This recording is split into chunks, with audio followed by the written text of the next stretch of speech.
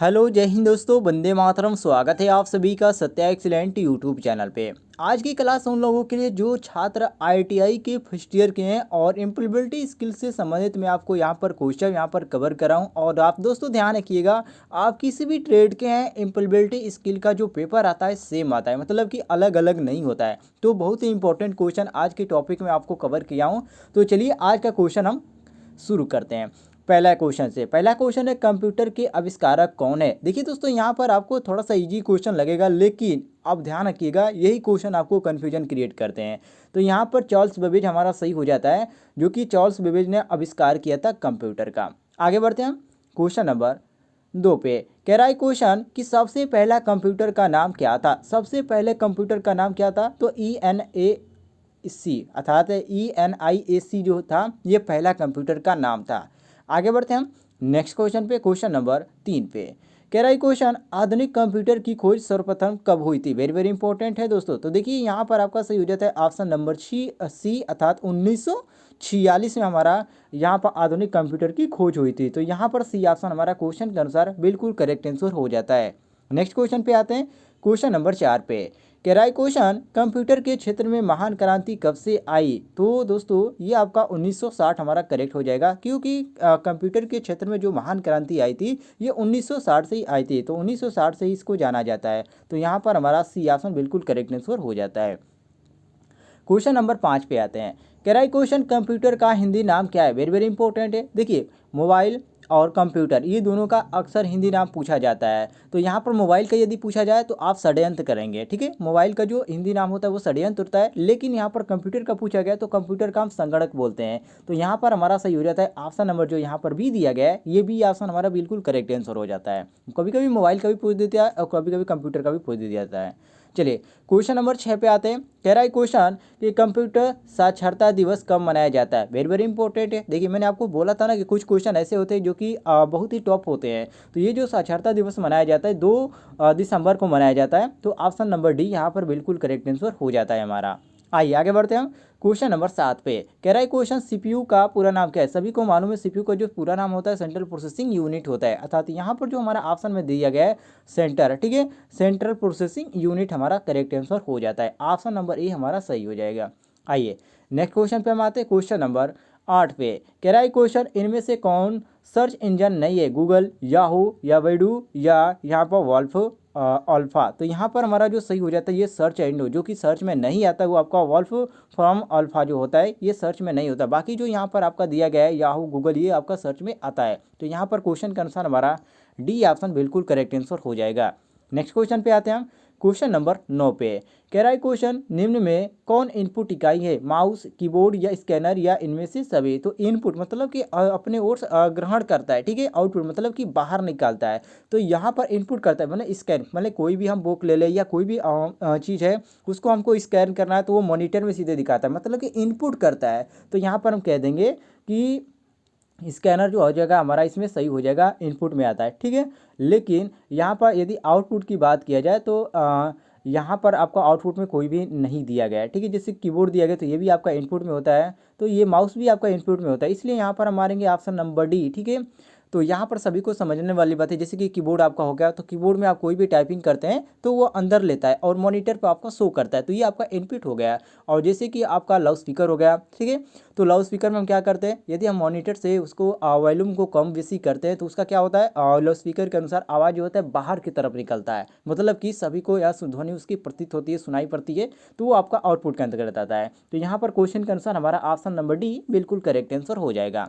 आइए next question पे आते हैं, क्वेश्चन नंबर 10 पे। कह रहा है क्वेश्चन, 1 किलोबाइट मतलब कि 1 KB कितने बाइट के बराबर होता है। वेरी वेरी इंपॉर्टेंट है दोस्तों। तो यहाँ पर हमारा ए ऑप्शन करेक्ट हो जाएगा, 1024 बाइट के बराबर होता है। ये तो सिंपली क्वेश्चन है, सभी को आना चाहिए, ठीक है। तो यहाँ पर हमारा जो ऑप्शन नंबर यहाँ पर हमारा ए दिया गया है वो हमारा ए ऑप्शन बिल्कुल करेक्ट आंसर हो जाता है। चलिए नेक्स्ट क्वेश्चन पे हम आते हैं, क्वेश्चन नंबर 11 पे। कह रहा है क्वेश्चन कि 1 मेगाबाइट अर्थात 1 MB कितने बाइट के बराबर होता है। 1024 KB या 1024 MB या 1024 GB या 1000 TB। तो यहाँ पर हमारा 1024 KB दिया गया है, ये 1 MB के बराबर होता है। आप सभी लोगों को मालूम है कि जो आपको 1 MB मिलता है, ठीक है, वो 1 MB जो होता है 1024 KB के बराबर होता है। इसलिए यहाँ पर हम मारेंगे ऑप्शन नंबर ए जो हमारा दिया गया है, ये ए ऑप्शन हमारा करेक्ट आंसर हो जाएगा। क्वेश्चन नंबर 12 पे आते हैं। कह रहा है क्वेश्चन 1 GB मतलब कि 1 GB कितने बाइट के बराबर होते हैं? 1024 KB या 1024 MB या 1024 GB या 1024 TB। तो देखिए यहाँ पर आपसे GB में पूछा गया है, तो 1 GB मतलब कि 1000 जब 24 MB रहेगा तब हमारा 1 GB हो जाएगा। तो यहाँ पर हमारा क्वेश्चन के अनुसार बिल्कुल करेक्ट आंसर हो जाता है option number b. Next question पे हम आते हैं, क्वेश्चन नंबर 13 पे। कह रहा है क्वेश्चन कंप्यूटरों में प्रयुक्त IC चिप बनते हैं क्रोमियम से या आयरन ऑक्साइड से या सिल्वर से या सिलिकॉन से। तो यहाँ पर हमारा जो सही हो जाता है, जो कि यहाँ पर बनाए जाते हैं वो हमारा सिलिकॉन से बनाए जाते हैं। तो यहाँ पर डी ऑप्शन हमारा करेक्ट आंसर हो जाएगा, अर्थात हम कहेंगे कि कंप्यूटर में जो IC चिप होता है वो आपका सिलिकॉन से बनाए जाते हैं। नेक्स्ट क्वेश्चन पे आते हैं। कह रहा है क्वेश्चन नंबर 14 कि इंटरनेट के पते पे पद HTTP का सही विस्तृत मतलब कि यहाँ पर पूरा नाम पूछ रहा है कि इसका पूरा नाम क्या होता है। तो देखिए HTTP इसका पूरा नाम होता है हाइपर टेक्स्ट ट्रांसफर प्रोटोकॉल। तो यहाँ पर सही हो जाता है हमारा ऑप्शन नंबर डी, बिल्कुल करेक्ट आंसर। नेक्स्ट क्वेश्चन पे आते हैं, क्वेश्चन नंबर 15 पे। कह रहा है क्वेश्चन कि किसी कंप्यूटर में प्रोग्राम में बच्चों द्वारा प्रयुक्त भाषा प्रायः कौन सी होती है? बेसिन या जावा या लोगो या पायलट। देखिए वेरी वेरी इंपॉर्टेंट है, यहाँ पर हमारा सी ऑप्शन करेक्ट हो जाता है कि लोगो। जो लोगो होती है वो ज़्यादातर जो कि किड्स टाइप के प्रोग्राम होते हैं उसमें प्रयोग होता है इस लैंग्वेज का। तो यहाँ पर सही हो जाता है हमारा ऑप्शन नंबर सी, बिल्कुल करेक्ट आंसर। सी ऑप्शन हमारा सही हो जाएगा। आगे बढ़ते हैं हम क्वेश्चन नंबर 16 पे। कह रहा है क्वेश्चन कि एक सुवाहन निजी कंप्यूटर जो आपकी गोद में रखने लायक छोटा सा होता है ये कहलाता है। आपने इस कंप्यूटर का नाम सुना होगा जो कि नोटबुक कंप्यूटर बोलता है, या आप उसको पर्सनल कंप्यूटर बोल भी सकते हैं। तो यहाँ पर हमारा सही हो जाता है ऑप्शन नंबर बी, बिल्कुल करेक्ट आंसर। बी ऑप्शन हमारा बिल्कुल करेक्ट हो जाता है। आगे बढ़ते हैं क्वेश्चन नंबर 17 पे। कह रहा है क्वेश्चन कि कोडातरक एक प्रोग्राम है, वह निम्नलिखित में से किससे प्रोग्राम का रूपांतरण करता है? मशीन से निम्न स्तर तक या निम्न स्तर से उच्च स्तर तक या उच्च स्तर से कोडांतरण तक या कोडांतरण से मशीन तक। तो यहाँ पर दोस्तों हमारा कौन सा ऑप्शन सही हो जाता है? तो यहाँ पर हमारा ऑप्शन नंबर डी बिल्कुल करेक्ट हो जाता है, कोडांतर से मशीन तक, अर्थात ऑप्शन नंबर डी हमारा बिल्कुल करेक्ट आंसर हो जाएगा। नेक्स्ट क्वेश्चन पे हम आते हैं, क्वेश्चन नंबर 18 पे। कह रहा है क्वेश्चन मल्टी प्रोसेसिंग अर्थात जो प्रोसेसिंग है वो होती है किस तरह की होती है? एक प्रोसेसर द्वारा या एक से अधिक प्रोसेसर द्वारा या बिना किसी प्रोसेसर के या इनमें से कोई नहीं। तो यहाँ पर हमारा सही हो जाता है ऑप्शन नंबर बी, मतलब कि एक से अधिक प्रोसेसर के द्वारा मल्टी प्रोसेसिंग होती है। तो बी ऑप्शन यहाँ पर हम करेक्ट मारेंगे। क्वेश्चन नंबर में आते हैं 19 पे।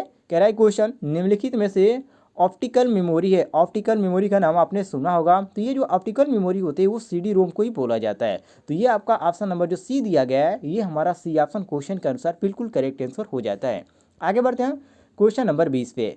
कह रहा है क्वेश्चन CPU में कंट्रोल मेमोरी और तीसरा कौन सा यूनिट होता है? वेरी वेरी इंपॉर्टेंट है। तो इसका नाम होता है लॉजिक, या हम इसको अर्थमेटिक के नाम से जानते हैं। तो यहाँ पर हमारा करेक्ट हो जाता है ऑप्शन नंबर जो डी दिया गया है, ये डी ऑप्शन बिल्कुल करेक्ट आंसर।